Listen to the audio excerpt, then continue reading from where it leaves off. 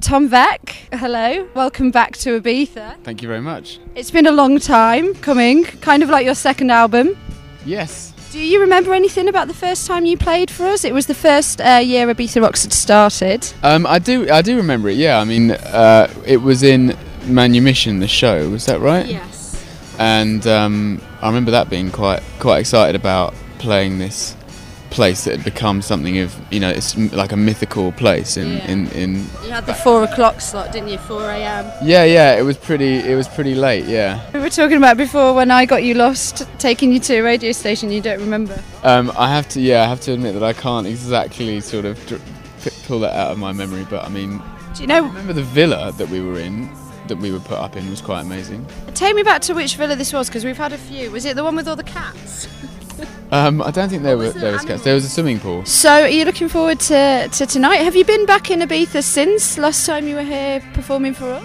I haven't, no. I mean, it's the thing is that I wouldn't normally really find myself in Ibiza, I think, which is what I enjoy about being asked so much, to go to a place that I wouldn't normally go, really. Well, you've obviously got fans. Yeah. Just get hounded here, I mean, I think that Ibiza's, it's really blown up, my stuff in Ibiza, I think. Listen, people are really excited about seeing you perform, Great, yeah, great. I mean, it's always interesting playing somewhere, firstly, like pretty far away from the UK and in a place where you may not think that there would, be people who were into it. So we'll see how the show goes. Because the Bombay Bicycle Club boys, when they performed, they were like, we never thought that Ibiza would be somewhere that, we'd be welcomed, but yeah, they loved it. Must congratulate you on the concept. I think that it's a great concept to get pasty bands from the UK to come to Ibiza.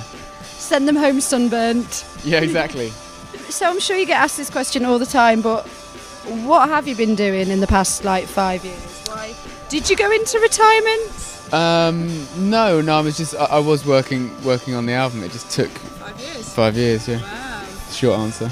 Wow, and so it must be everything you want it to be. It's been well received, eh? I'm pretty pleased with it, yeah. I mean, it was just about sort of getting the same result out of a completely different circumstance. I think that what I liked so much about my first album was that it came from a very real, sort of honest, place. Your single Aroused, glamorising smoking, do we think a little bit? The video, I love it, by the way. I mean, I think the thing about it is that I think that it has a mixed message. I think by the end of the track, I don't think that you could argue that it is like a pro-smoking video. It was done by a very it was done by a very good friend of mine who's a very accomplished music video director, and I always wanted to work with him, and I gave him free rein on the idea, so it had nothing to do, my influence wasn't there at all, really. And I think when he came back with it, because I've always been keen, music videos are really hard to get right, and a lot of the time you have to do them too quickly, or there's not enough money or whatever, and you kind of think there's so much.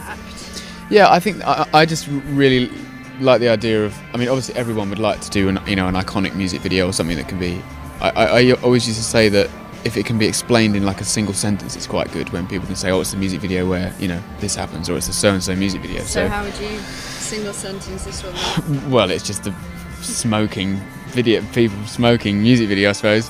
Which I kind of felt like, I mean, I don't even know if there's, many others. It really made me want a cigarette when I was watching it. I was like... Yeah, by the end, I think you kind of feel like you've had one, even if you haven't, and that's the point. I mean, he did a great job on it. So what can we expect from tonight's show? I think, unfortunately I haven't had the time to sort of, make the music more Balearic. You don't know. No, I don't know, because, we just did the sound check. You're not getting the bongos out, hilarious. No.